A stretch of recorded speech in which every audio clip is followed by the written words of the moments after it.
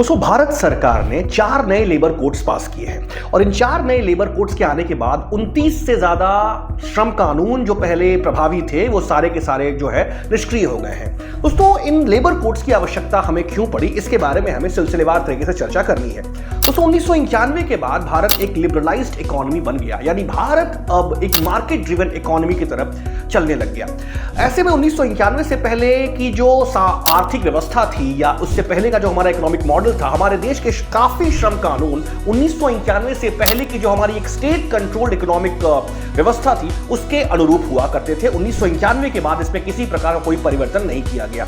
तो हमारे नए आर्थिक स्वरूप के अनुरूप हमें अपने श्रम कानूनों को भी अलाइन करने के लिए हमने इन कानूनों को पास किया।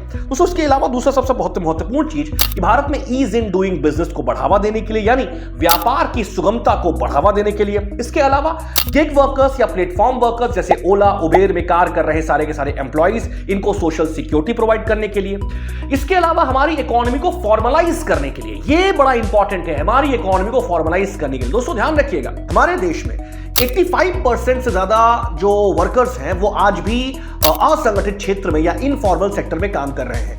इनफॉर्मल सेक्टर में काम करने वाले सारे जो लेबर्स हैं दोस्तों या वर्कर्स हैं, ये सोशल सिक्योरिटी या इकोनॉमिक सिक्योरिटी से अछूते हैं। ऐसे में ये लेबर कानून असंगठित क्षेत्र या अनऑर्गेनाइज्ड सेक्टर के में कार्य कर रहे लेबर्स को भी सोशल सिक्योरिटी और इकोनॉमिक सिक्योरिटी प्रोवाइड करेगा। इसके अलावा दोस्तों हमारे लेबर लॉस को मॉडर्न इकोनॉमिक अरेंजमेंट्स के साथ अलाइन करने के लिए और इंटरनेशनल बेस्ट प्रैक्टिसेस के साथ मिलाने के लिए दोस्तों हमने ये श्रम कानून पास। कलेक्टर बनने का सपना अब होगा पूरा। जुड़े हैं जिलाज IAS से, ज्वाइन करें MPPSC प्री टारगेट बैच। नीचे दिए गए नंबर पर अभी करें मैसेज।